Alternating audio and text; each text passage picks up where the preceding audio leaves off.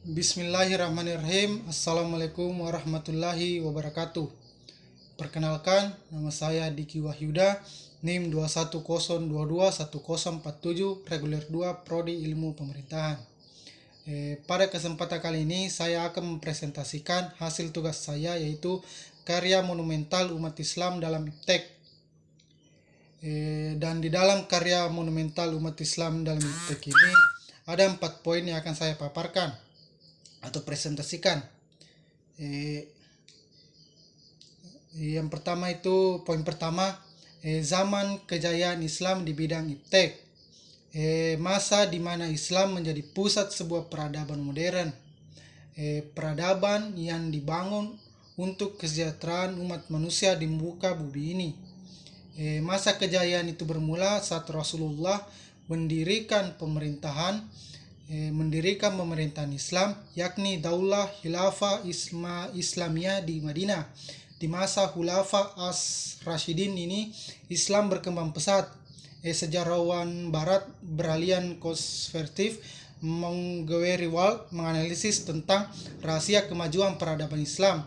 Ia mengatakan bahwa Islam tidak mengenal pemisahan yang kaku antara ilmu pengetahuan, etika, dan ajaran agama yang menjadi pusat ilmu pengetahuan di masa kejayaan Islam ini.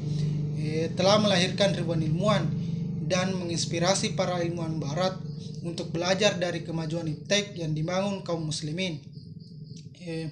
Fakta sejarah menjelaskan bahwa Islam pada waktu pertama kali memiliki kejayaan, bahwa ada masanya umat Islam memiliki tokoh-tokoh di antara seperti Al-Khawarizmi.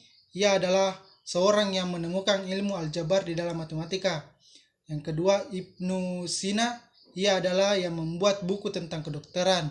Yang ketiga, Jabir Ibnu Hayyan, ahli kimia yang dikenal sebagai bapak kimia. Yang keempat, Al-Biruni, meletakkan dasar-dasar satu cabang keilmuan tertua yang berhubungan dengan lingkungan fisik bumi. Dia menobatkan sebagai bapak antropologi dan ideologi. Yang kelima, Abu Al-Zahwari, penemu teknik patah tulang dan membuat kitab untuk menyembuhkan luka pada saat operasi. Yang keenam, Ibnu Haytham, dikenal sebagai bapak ilmu mata yang mengurangi bagaimana mata bekerja.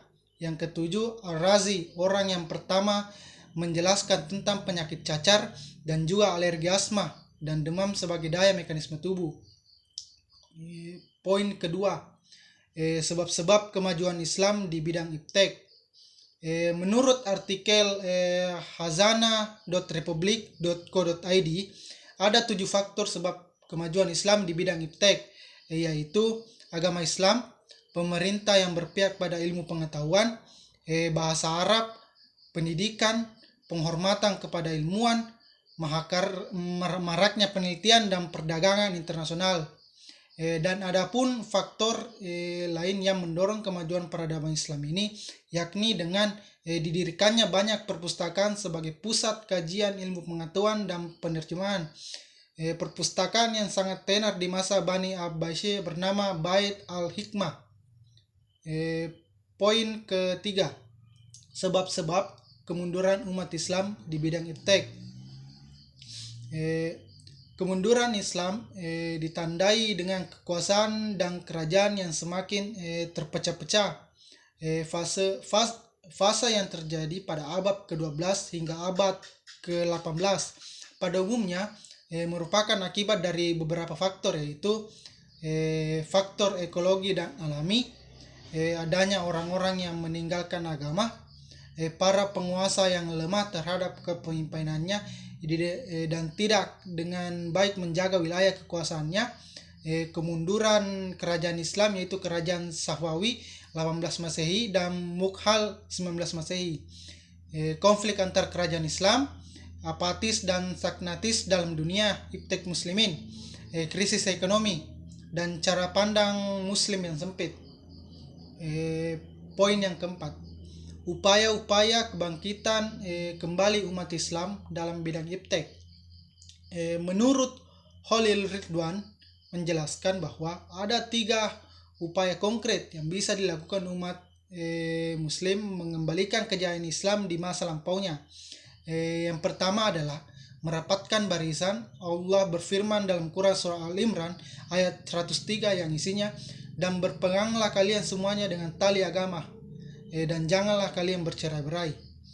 Upaya lain adalah kembali kepada tradisi keilmuan dalam agama Islam. Dalam Islam jelasnya ada dua jenis ilmu, yaitu ilmu fardu ain dan ilmu fardu hifayah. Yang masuk golongan ilmu fardu ain adalah Al-Quran, hadis, fikih, tauhid, akhlak, syariah, dan cabang-cabangnya.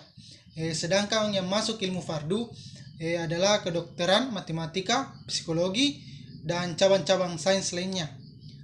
Sementara upaya yang ketiga adalah dengan mewujudkan sistem yang berdasarkan syariat Islam. Mungkin hanya itu yang bisa saya sampaikan. Wassalamualaikum warahmatullahi wabarakatuh.